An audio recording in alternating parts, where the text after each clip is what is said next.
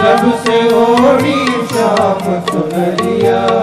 है ये कैसी पागल प्रीत ये दुनिया क्या जाने। ये कैसी पागल प्रीत ये दुनिया क्या जाने। मेरी लगी श्याम संग प्रीत ये दुनिया क्या जाने। मेरी लगी श्याम संग प्रीत ये दुनिया क्या जाने। क्या जाने कोई क्या जाने। क्या जाने कोई क्या जाने। क्या जाने कोई क्या जाने। क्या जाने कोई क्या जाने। मुझे मिल गया मन का मीत ये दुनिया क्या जाने। मुझे मिल गया मन का मीत ये दुनिया क्या जाने। मेरी लगी श्याम संग प्रीत ये दुनिया क्या जाने। श्याम संग प्रीत ये दुनिया क्या जाने। मेरी लगी श्याम संग प्रीत ये दुनिया क्या जाने। मेरी लगी श्याम संग प्रीत ये दुनिया क्या जाने। मुझे मिल गया मन का मीत ये दुनिया क्या जाने। मुझे मिल गया मन का मीत ये दुनिया क्या जाने। मेरी लगी श्याम संग प्रीत ये दुनिया क्या जाने। दुनिया क्या जाने। मुझे मिल गया मन का मीत ये दुनिया क्या जाने। मिल गया मन का मीत दुनिया क्या जाने। मेरी लगी श्याम संग प्रीत ये दुनिया क्या जाने। लगी श्याम संग प्रीत ये दुनिया क्या जाने। मेरी लगी श्याम संग प्रीत ये दुनिया क्या जाने। लगी श्याम संग प्रीत ये दुनिया क्या। बोलिए बाल कृष्ण लाल की जय। भगवान श्री कृष्ण गोपियों के साथ अनेक लीलाएं करते हैं। एक दिन सभी गोपियां यमुना जी के तट पर पानी भरने के लिए आई थी। आपस में भगवान कृष्ण के बारे में बातें कर रही थी। एक गोपी कहती है, अरे बहन, एक दिन मैं यमुना जी पर पानी भरने आ रही थी तो जागने में थोड़ा देरी हो गई थी, इसीलिए बिना नहाए धोए मैं यमुना जी में पानी भरने आ गई। तो जैसे पानी भरा, मटके को सर पर रखा, वापस जाने लगी तो न जाने कहीं पेड़ से एक पत्थर आकर के मेरी मटकी में लगा। मेरी मटकी फूट गई, पूरा पानी मेरे ऊपर बह गया। तो मैंने इधर उधर देखा तो पेड़ पर वो नंद का छोरा बैठा था और बैठा बैठा कह रहा था कि गोपी शुद्धोदक स्नानम समर्प्यामि। पहले स्नान बाद में काम। पहले नहाना चाहिए, उसके बाद में कुछ काम करना चाहिए। तो दूसरी गोपी वही खड़ी थी, बोली बस तुझको पानी से ही नहलाया। अरे मैं तो एक दिन मथुरा घी बेचने जा रही थी। मेरी सासू माँ ने मुझसे कहा था कि देख जरा रास्ते में संभाल के जाइयो, वो नंद का छोरा ना मिल जाए। तो मैं तो उससे बच कर के जा रही थी, लेकिन तेरी तरह ही कहीं से एक पत्थर आके मेरी भी मटकी में लगा।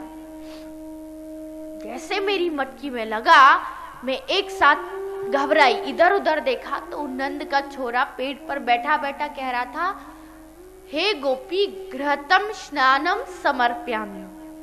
पानी से तो रोजाना नहाती हो, कभी कभी घी से भी नहा के देख लिया करो। अब एक तो पूरा घी फैल गया, सारी घी में भीग गई और घर जाके सासू माँ की डांट अलग से खानी पड़ी। तो एक गोपी कहती है, अरे इस कान्हा ने कोई नहीं छोड़ा। कल मैं अपने घर मेरे घर सत्यनारायण की कथा थी। मेरे पति का जन्मदिन था, तो मैंने सत्यनारायण की कथा रखवाई। तो वहां पर ये कान्हा आया, आके बोला, अरे भाभी हमको प्रसाद चाहिए। तो मैंने कही, अरे अभी सत्यनारायण की कथा होगी, सत्यनारायण भगवान का भोग लगेगा, उसके बाद प्रसाद मिलेगा। तो ये कान्हा जाकर के सत्यनारायण की जो गद्दी थी वहां जाके बैठ गया। बोला, भाभी लो आ गए सत्यनारायण भगवान, इनको लगाओ भोग और हमें दो प्रसाद। तो मैंने बहुत गुस्सा आया, भगवान की गद्दी पर जाके बैठ गया। मैंने डांट लगा दिया। तो जैसे डांट लगाई तो कमर पर हाथ रख के बोला, भाभी आज तूने मुझे डांट लगाई, अब तू देखियो तेरे साथ कहा करूंगा। अब मैं पहले तो घबरा गई कि धमकी तो ऐसे दे रहे हो जैसे कुछ करके ही रहेगो, पर फिर सोची अभी तो बच्चा है, वैसे ही कुछ कह रहा होगा। तो मैंने सत्यनारायण भगवान की कथा कराई, कथा पूर्ण हो गई। शाम को, रात को मैं और तुम्हारे भैया एक बेड पर सो रहे थे। तो रात को सोते सोते 12 बजे मुझे प्यास लगी। जैसे प्यास लगी तो मैं अपनी चारपाई से, बेड से खड़ी हुई और खड़ी होकर जैसे आगे चली तो पीछे से जोर से आ की आवाज आई। मैंने कहा, इनको क्या हुआ? अभी तक तो अच्छे भले सो रहे थे। पीछे मुड़ के देखा तो ये अपनी दाढ़ी को पकड़ के बैठे थे और इनकी दाढ़ी और मेरी चोटी में गांठ लगी हुई थी। और इन्होंने मुझसे कहा कि अरे तू चली भी तो राजधानी एक्सप्रेस की तरह, आराम से नहीं चल सकती थी, देख पूरी नस नस दुख रही है दाढ़ी की। मैंने कहा, अरे ये किसने कर दिया? तो ये बोले, और कौन करेगा, कोई नंद का छोरा आया होगा, उसी ने किया होगा। तब मुझे समझ में आया कि ये ठीक कह रहा था कि मैं तुझसे बदला लेके रहूंगा।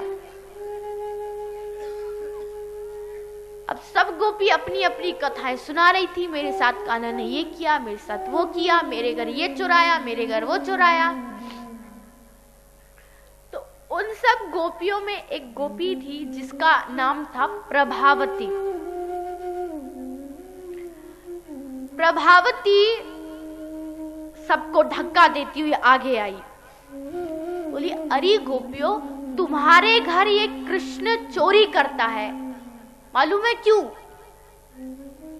क्योंकि ये तुमसे डरता नहीं है, लेकिन ये कान्हा मुझसे डरता है, इसलिए आज तक इसने मेरे घर पर चोरी नहीं की, क्योंकि इसे मालूम है कि अगर एक बार प्रभावती चाची से पकड़ा गया तो फिर इसका बचना मुश्किल है, इसलिए मेरे घर कभी नहीं आता। अब प्रभावती एक तरफ तो कह रही है कि कान्हा मेरे घर नहीं आता, लेकिन दूसरी तरफ से मन ही मन जल भी रही है कि कान्हा इन गोपियों के घर जाते हैं, इनके घर ऐसा क्या है जो मेरे घर नहीं है, कान्हा मेरे घर क्यों नहीं आते?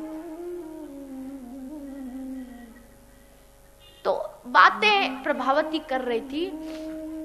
इतने में ही प्रभावती का एक देवर था।